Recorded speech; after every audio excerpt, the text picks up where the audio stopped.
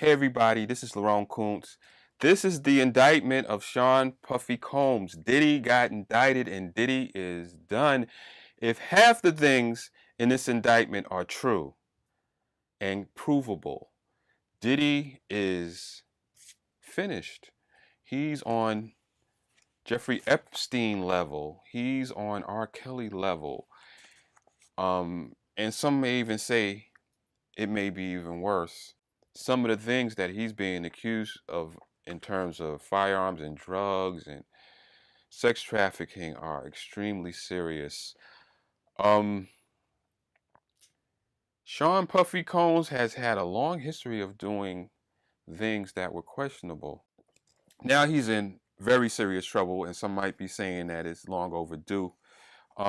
He's being charged with racketeering, like I have the indictment right here, and I went through it, and it's crazy, man. It's crazy.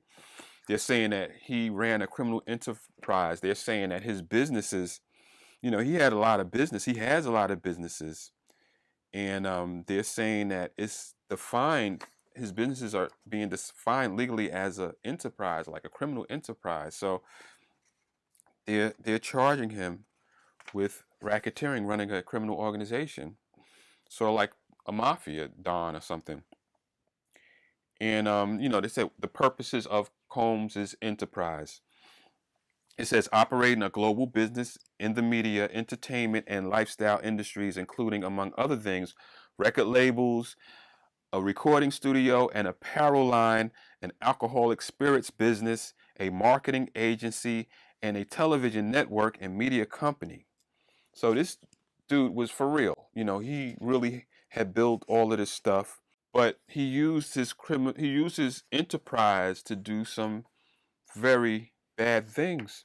The prosecutor is Damian Williams, who is the U.S. Attorney of the Southern District out of New York City, and he's very good and he's very thorough, and he explains this indictment in great detail, and the seriousness of his charges make it very difficult for him to get bail. So he probably will be in custody for a while, maybe even until his trial. Who knows? Damian Williams is very proficient and very thorough in his job. So we will see this thing move relatively quickly, in my estimation. Based on what he's being accused of, he might take a lot of people down with him because he was having these sex parties and he was filming them, and the feds, they have the videos of some of the things that they're accusing him of. So one of the things that they say, they have a whole list of the purposes of his enterprise, but one of the things that stands out to me is C. It says one of the purposes of his enterprise was to fulfill the personal desires of Combs, particularly those related to Combs's sexual gratification, including through the exploitation of women and the use of commercial sex workers. Okay? And then it goes into detail about freak-offs. And that's what we've been hearing since he's been sued by, his associates or people that work with him. And they've been saying that, he's been having freak-offs where people are having sex and things like that. And in this indictment, it goes into freak-offs, and it says freak-offs were elaborate and produced sex performances that Combs arranged, directed, masturbated during, and often electronically recorded. Okay? And then it says freak-offs occurred regularly, sometimes lasted multiple days, and often involved multiple commercial sex workers. And then it says during freak-offs, Combs distributed a variety of controlled substances to victims, part to keep the victims obedient and compliant. And then it says sometimes unbeknownst to the victims, Combs kept videos he filmed of victims engaging in sex acts with commercial sex workers after freak-offs. Combs and the victims typically received IV fluids to recover from the physical exertion and drug use. I can't go through everything, but I'm just going to point out the things that stand out to me and that I want to highlight. And one of the things is his associates. They're going after the associates for not intervening when people were getting abused and hurt. And then it says members and associates of the Combs enterprise at times witnessed Combs's violence towards the victims or the victims' injuries caused by Combs without intervening. Instead, members and associates of Combs Enterprise helped conceal the violence and abuse by, among other things, assisting Combs in monitoring and preventing victims from leaving locations such as hotels or Combs's residences. So I'm glad that this is in here, and I want this to be a message to people who think that they can stand by and witness people being abused and hurt and not do anything and think that, hey, I didn't do anything, so I'm not responsible. Damian Williams is holding people responsible for that. And this is what people need to hear in this day and age, especially men. We have to accept responsibility for things that are happening in our presence. We can't just say, "Oh, I'm not involved, so hey, everything is cool." I'm not going to call. I'm not going to talk to the police. I'm not going to squeal. I'm not going to say anything. I'm not going to intervene, and I'm going to be in the clear. In this case, they're saying that his associates are being charged and investigated just like him because they did not intervene. If you see someone being hurt, if you see someone their hair being pulled and kicked and beat up, you have an obligation to intervene. And if you don't intervene, at least call the police. Let them know. Don't just be a hanger-on and just facilitate and enable somebody to do these things to other people. This is the downfall of our society if we allow this to happen. You hear so many incidents where people are getting hurt and everybody's just standing by watching. People are pulling out phones and not intervening. Especially men. We have to intervene, and he's holding us responsible for not intervening. It says also,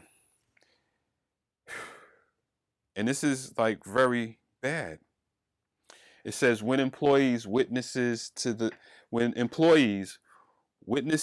his abuse or others threaten Combs' authority or reputation, Combs and members and associates of the enterprise engaged in acts of violence, threats of financial and reputational harm, and verbal abuse. These acts of violence include kidnapping and arson. In addition, on multiple occasions, Combs threw both objects at people as well as hit, dragged, choked, and shoved them. So this is going on, and people are witnessing this. And people are not calling the police. People are not intervening. And I guess the people who did try to intervene and did try to stop him were the people that received threats. This is bad. It says when Combs' authority or reputation was threatened by the possibility of negative publicity or legal or law enforcement action against him, including in or about late 2023 following public allegations of Combs' crimes, Combs and members and associates of the enterprise pressured witnesses and victims, including through attempted bribery, to stay silent and not report what they experienced or knew to law enforcement. They did not tell it, and they were putting pressure on these people not to tell.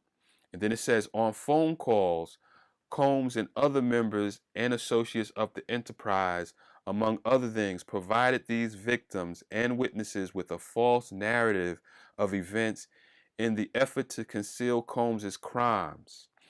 And check this out. Combs caused these calls to be recorded on at least 2 occasions. So Combs himself recorded people being contacted and being told what to say to police and creating false narratives, like witnesses that saw stuff. They're calling people and bribing them and threatening them and telling them if anybody asks you what happened, this is what you say. And he's stupid enough to record it. And they got the recordings of him and his associates telling people what to say.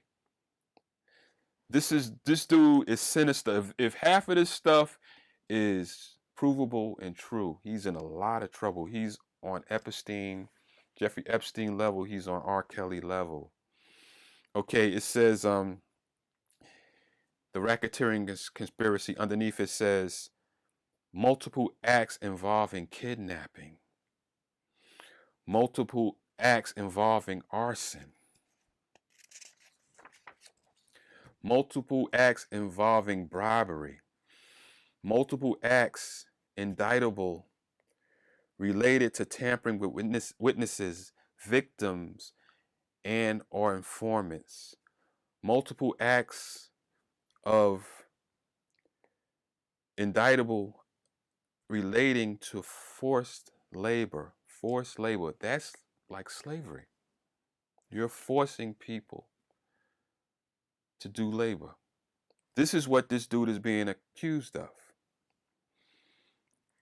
Multiple acts indictable under Title 18 related to sex trafficking. Multiple acts indictable under Title 18 related to transportation and inducement to travel for purposes of prostitution and other illegal sexual activities. Multiple offenses involving the possession with intent to distribute or distribution of narcotics and controlled substance, including cocaine, oxycontin, methamphetamine, and they have a whole list of drugs. These are serious charges. These are serious charges. All of them are serious charges. Count 2, sex trafficking by force, fraud, coercion. There's a whole section about that. Count 3, transportation to engage in prostitution. So he's transporting people and coercing them to have sex, drugging them to control them. And me and my friend were talking about this. Imagine going to a party and you're just an innocent person trying to make it in the business, and you're invited to a party with Sean Combs, and you think it's the greatest thing in your life, and someone puts something in your drink, and now you're engaging in some sort of crazy perverted sexual freak off, and they're filming it. And the next day you wake up and you don't know what happened, and people are telling you, hey man, you were doing this or you doing that and you're doing the other, and they videotaped it, and he's using the video to hold it over people, to coerce people to do things, to continue in this type of lifestyle, because if not, you're going to be ruined. I'm going to show everybody what you did. This is sick. And then they have the final section of forfeiture allegations, which is same in detail. And I'm going to summarize it for you. They're going to take everything. They're going to take everything this dude owns. They're going to take his houses, his cars, his businesses, his money. Dude is facing at least 15 years, and some have been saying 100. He's not going to get 100. Sam Bankman-Fried stole over $8 billion, and I think he got 25 years. Sean Puffy Combs will probably get 25 years. And he's 54 years old now.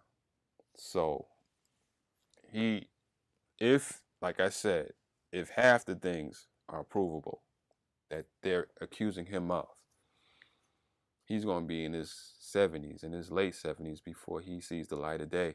Now, his attorney is saying that, he's trying to put a spin on it, pretty much saying, Sean knew he was going to get arrested. We knew this was coming. I mean, he moved to New York, as I think some of you guys know. We brought him to New York about 2 weeks ago because we knew this day was going to come, and it's here. They're going to go towards the angle that the people that are accusing him, the people that participated in these acts, were adults, consenting adults, that he wasn't forcing anybody to do anything that they didn't want to do.